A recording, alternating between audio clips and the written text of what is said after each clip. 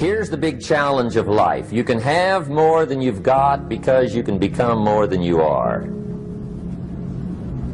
That's the challenge. And of course the other side of the coin reads, unless you change how you are, you'll always have what you got. I have found in my experience that income does not far exceed personal development. Now sometimes income takes a lucky jump, but sure enough, unless you grow out where it is, it'll usually come back where you are. Life has strange ways.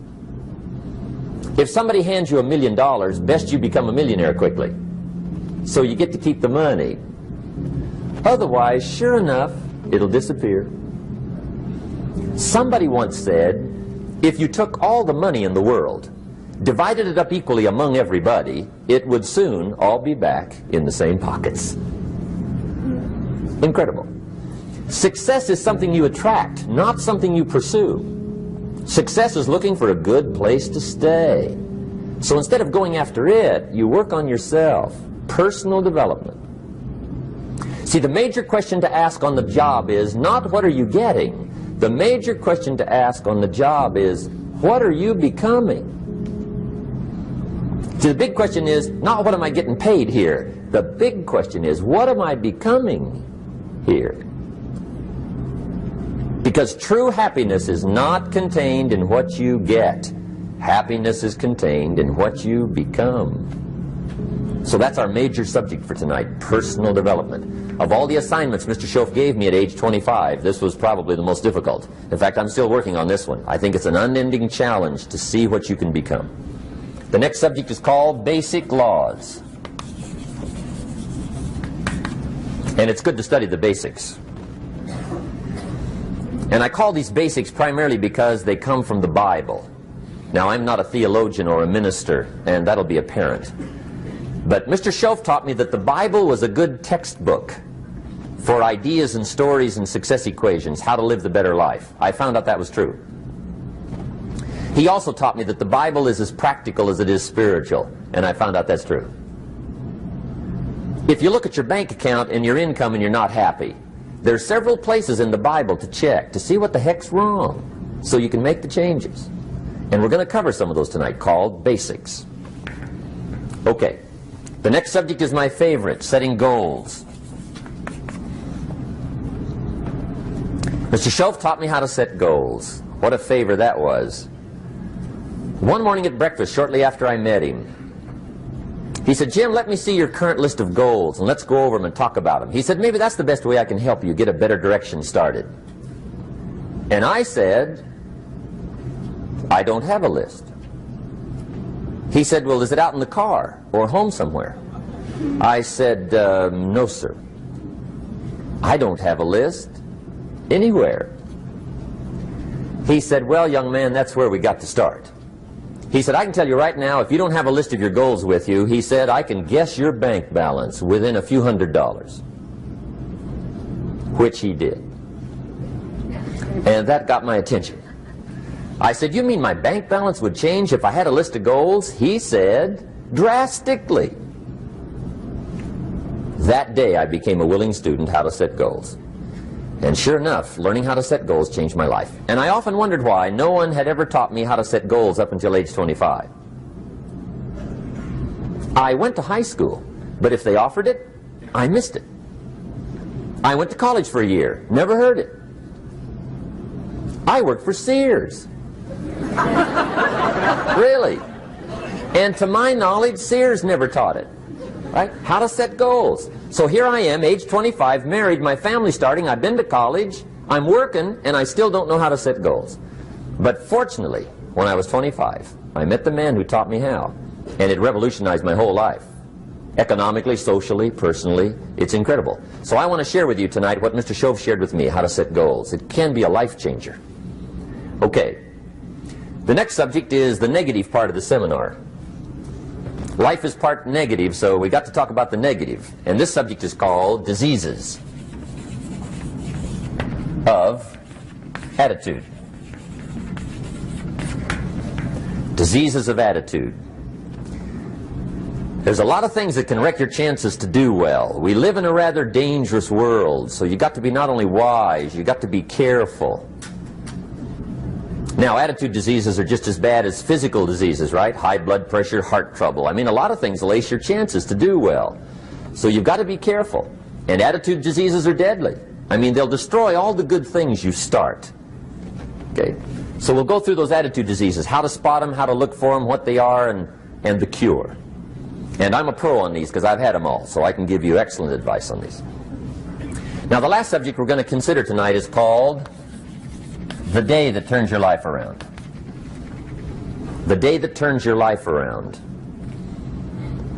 And under this subject, we're going to talk about the emotions that can change your life. Human beings are emotional creatures, and emotions are powerful for life change. Now, of course, emotions are so powerful they can go either way on you. Emotions can either build or destroy. So you really have to employ emotions properly. We call civilization the intelligent management of human emotions. If you can intelligently apply your emotions in the right direction, no telling what can happen. Could turn your life around one day would be sufficient. So we'll talk about those. Okay. Now that's a lot to cover in one evening, but we'll keep at it here and see if we can't get it all done. I'd like to have you now jot down the theme of the seminar. Every seminar should have a theme, I guess. We've got one. It's on some of our literature if you happen to notice it, but if you didn't, for your notes, here it is. The theme of the seminar goes like this: the major key to your better future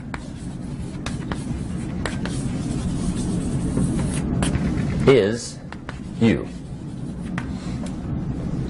That's the theme of our seminar tonight. The major key to your better future is you.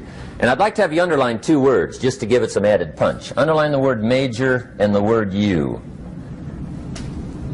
so that it reads, the major key to your better future is you.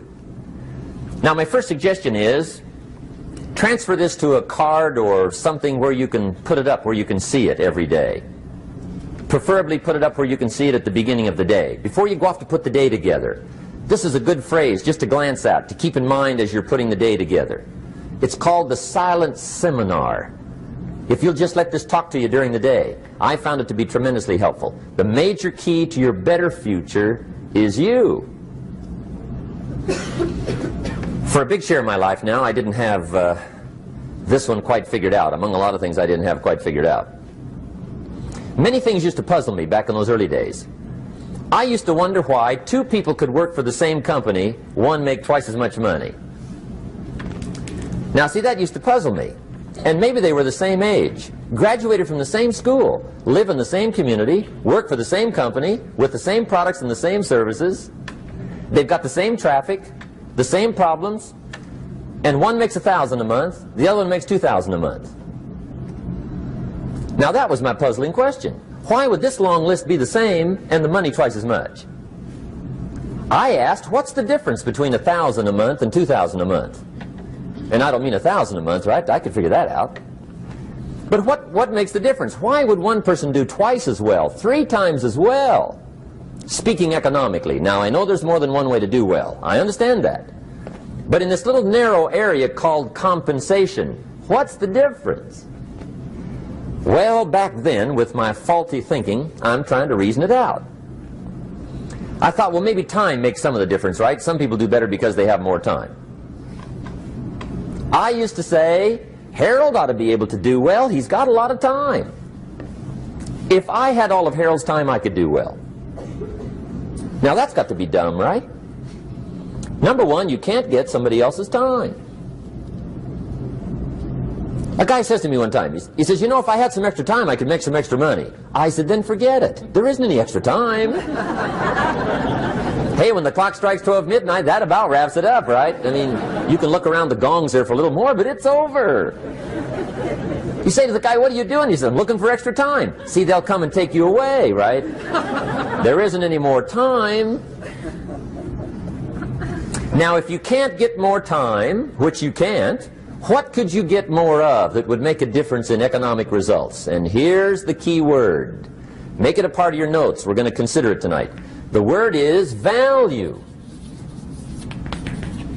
And I have a little phrase for your notes. Value makes the difference in results. Value makes the difference. You can't get more time, but you can create more value. Now here's the first lesson of economics. Everybody should learn it from the time they're old enough to understand what a dollar means, how to earn one, how to get one, how to keep one, what to do with it. First lesson of economics. We primarily get paid for value. That's lesson one. Bringing value to the marketplace, that's how you get paid. You don't get paid for the time. I know it takes time to bring value to the marketplace, but you get paid for the value, not the time. Now, since that's true, here's one of the key questions of the evening. Is it possible to become twice as valuable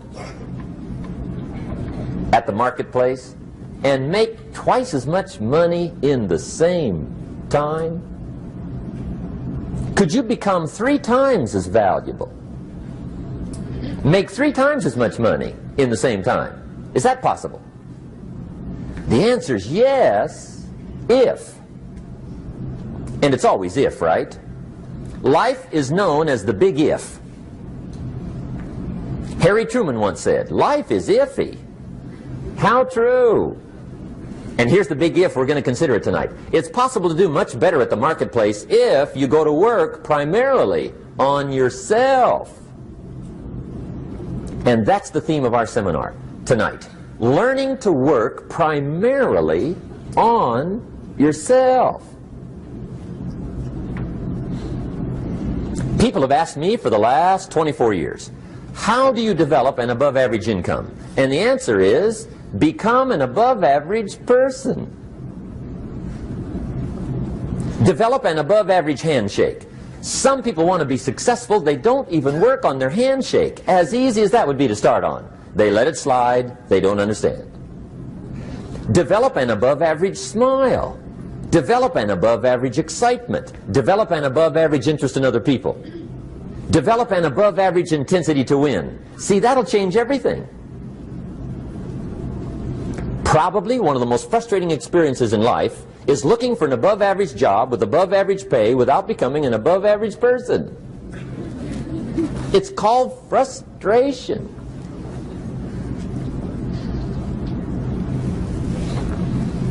And Mr. Shoaff gave me probably the greatest clue he gave me when I first met him.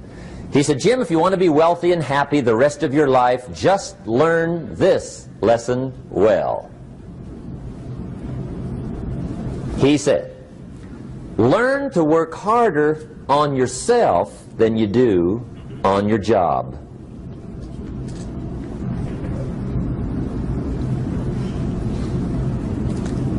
Then Mr. Shoaff gave me probably one of the most important clues among so many things he taught me, but this was in those early days.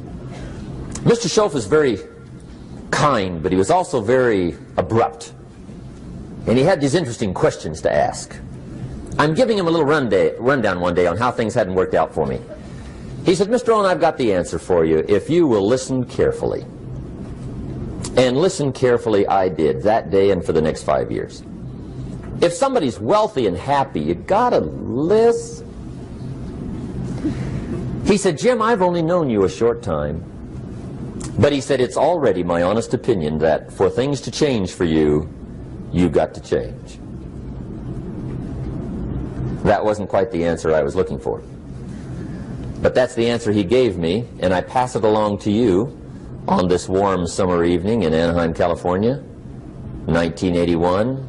For things to change for you, you've got to change. Otherwise, it isn't going to change. Before I met Mr. Shoaff, I used to say, I sure hope things will change. Right? That seemed to be my only hope. If it isn't going to change, I'm in serious trouble. And then I discovered it isn't going to change, so I'm in serious trouble.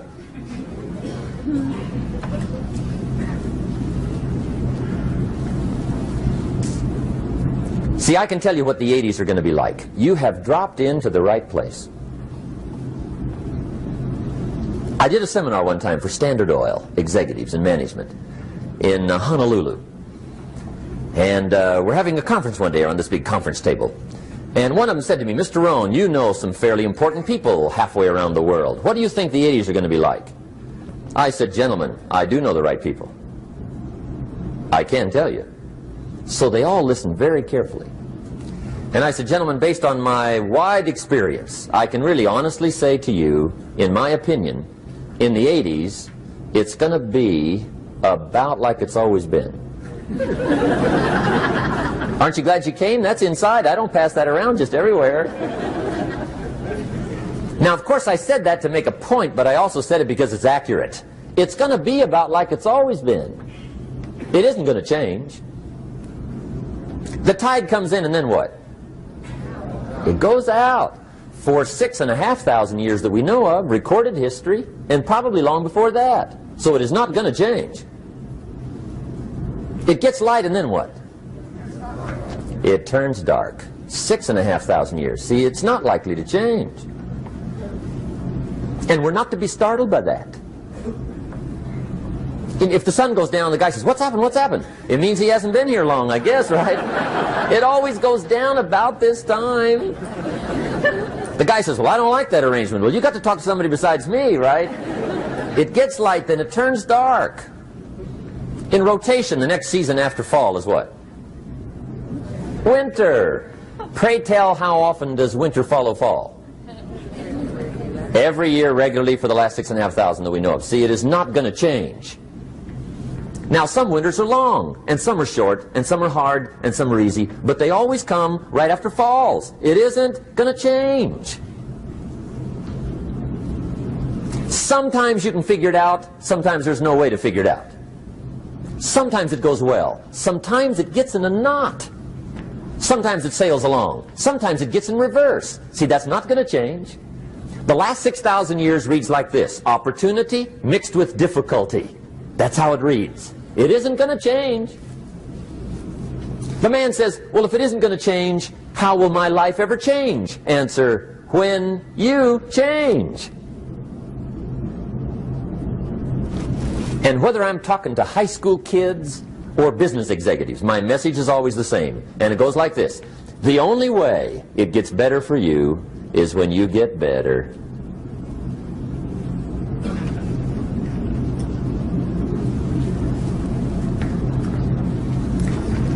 Let me give you the 4 major lessons in life to learn. Here's 4 majors.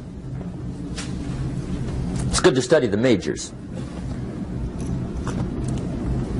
In our weekend seminar we teach. Some people don't do well because they major in minor things.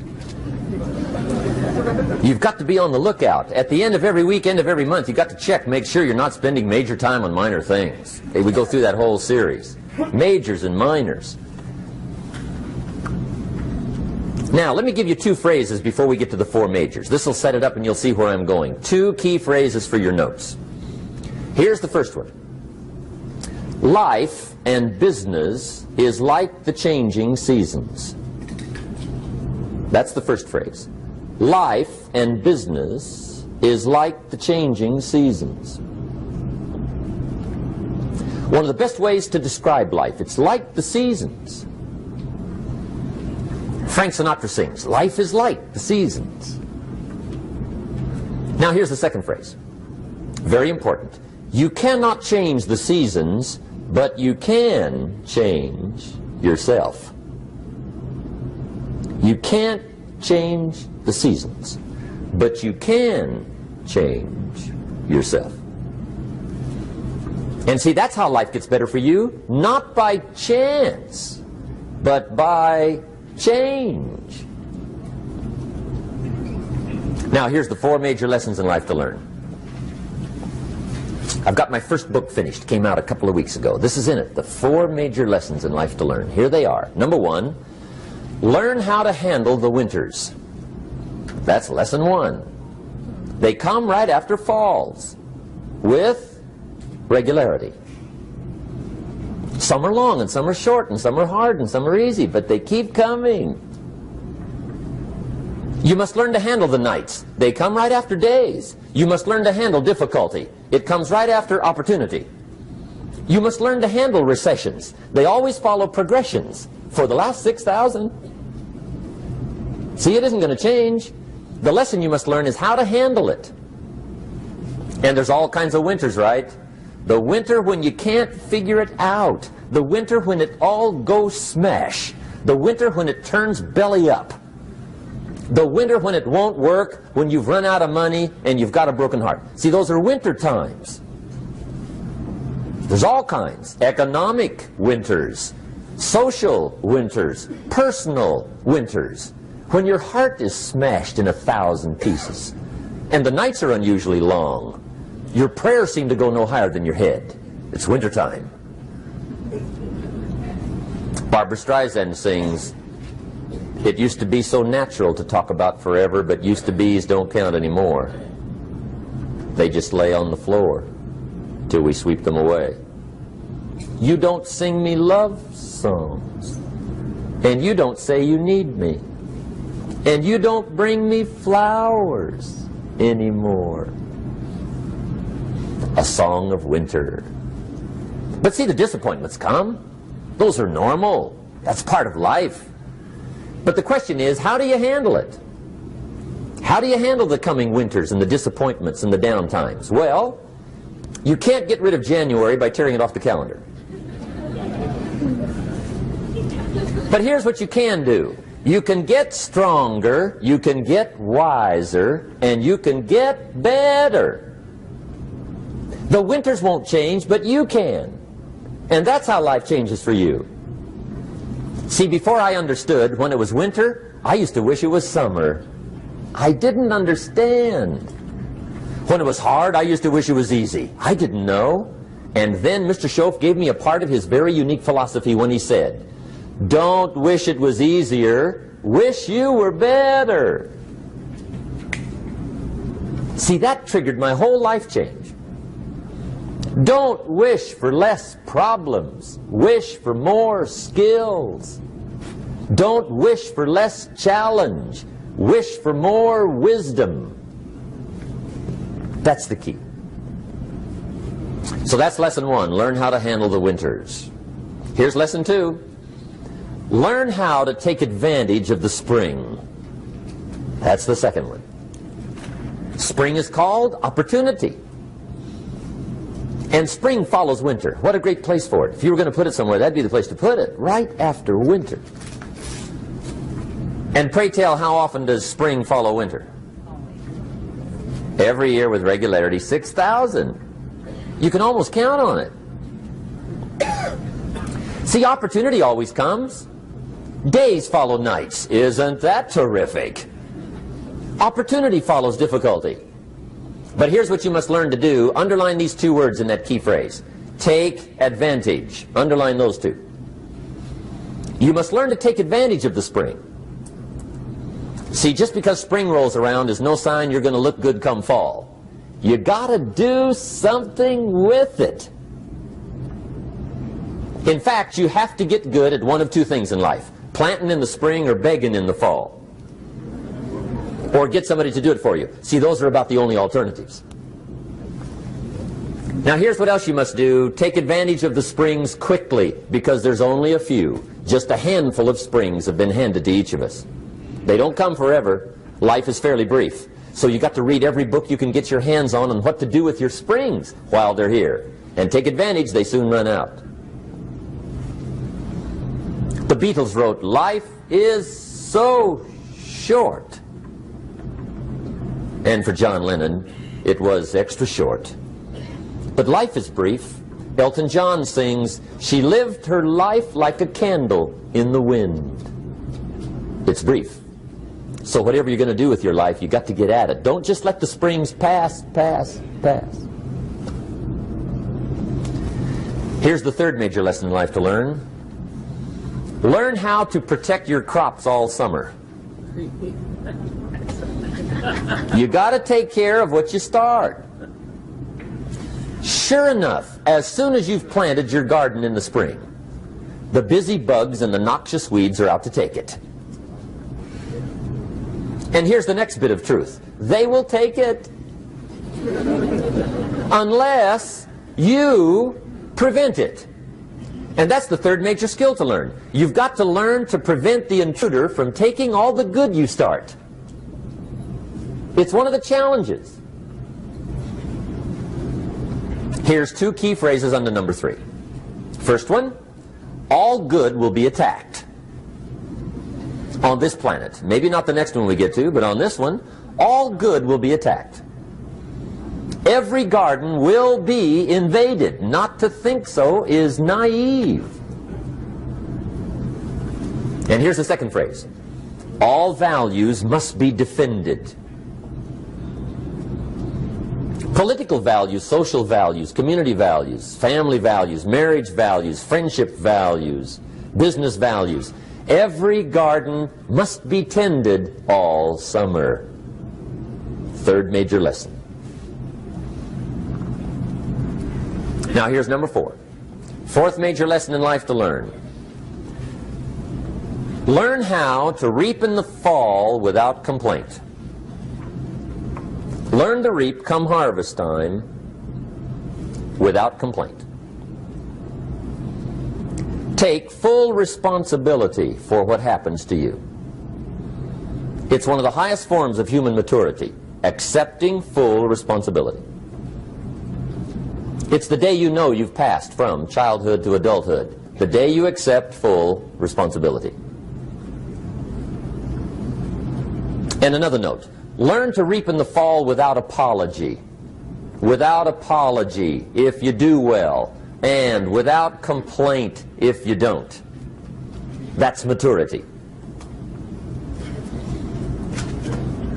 I used to have that long list of reasons why I wasn't doing well. To explain. You got to explain, right? Otherwise you're going to look bad. I used to have this funny list called Reasons for Not Looking Good.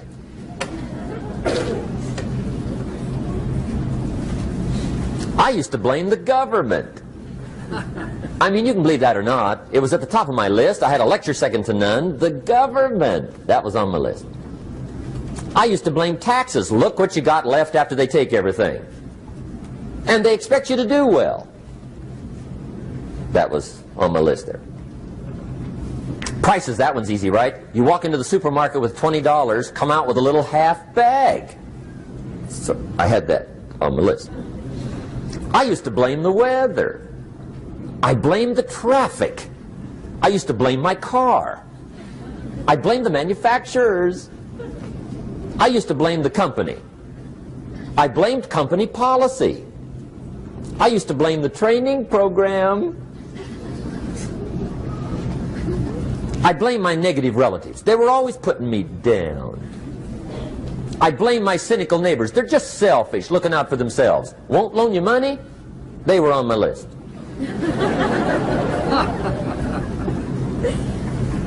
I used to blame the economy. I blamed the community. That's a pretty good list for not doing well, isn't it? I thought it was good. I'll never forget one day, Mr. Shoaff was very kind, but he was also very blunt. And this was no exception. And I'm glad he was blunt. There's a lot of things I'd have missed if he hadn't have been blunt. One day, with sort of a curious look on his face, he said, "Jim, just out of curiosity, tell me, how come you haven't done well up until now?" Excellent question. I thought, well, so I won't look too bad, I'll go through my list. And this list I just gave you, I put that on him. And he was very patient. He let me go through the whole thing, the government, the weather. I went through this whole thing. When I finished, he looked my list over very carefully. He said, "Mr. Rohn, big problem with your list. You ain't on it." How brilliant.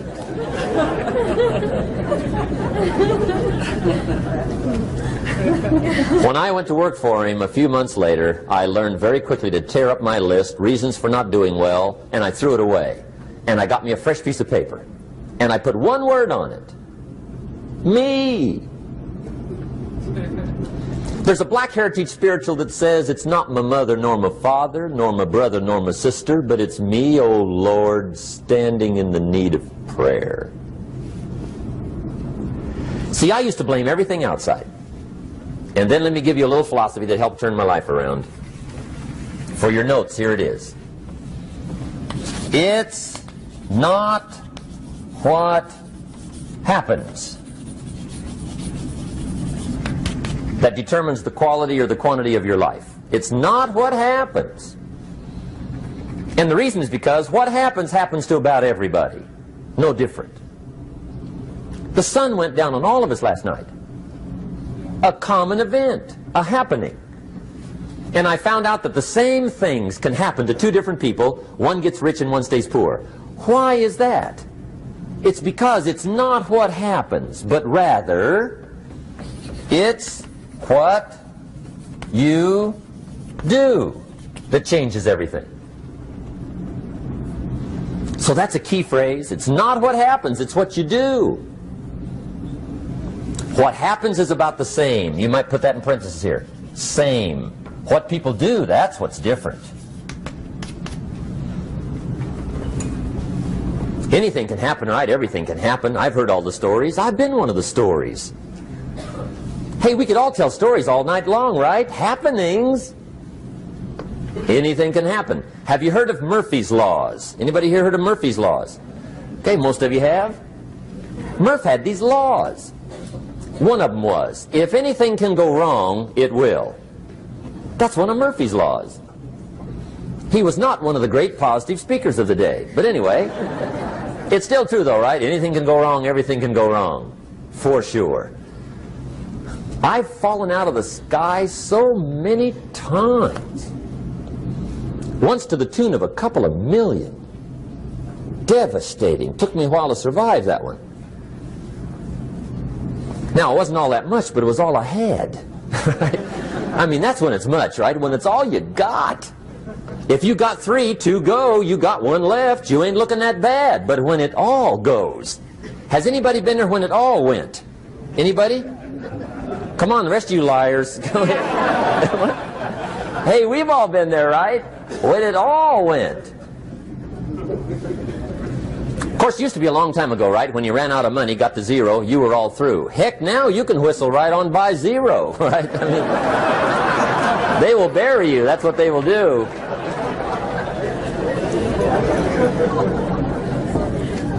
But see, those are the happenings, right? Everything can happen. Anything can happen. But it's not the happenings. It's what you do about it. Somebody says, yeah, but you don't understand the disappointments I've had. Come on. Everybody's had their share. Disappointments are not special gifts reserved for the poor. Everybody has them. The difference is what you do about them.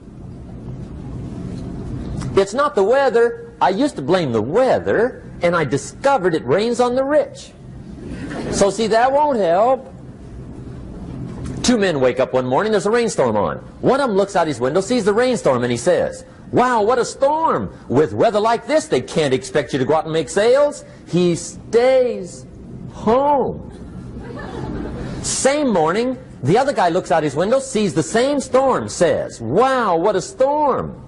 But he says, you know what, with weather like this, what a great day to go out and make sales. Most everybody will probably be home. Especially the salesman.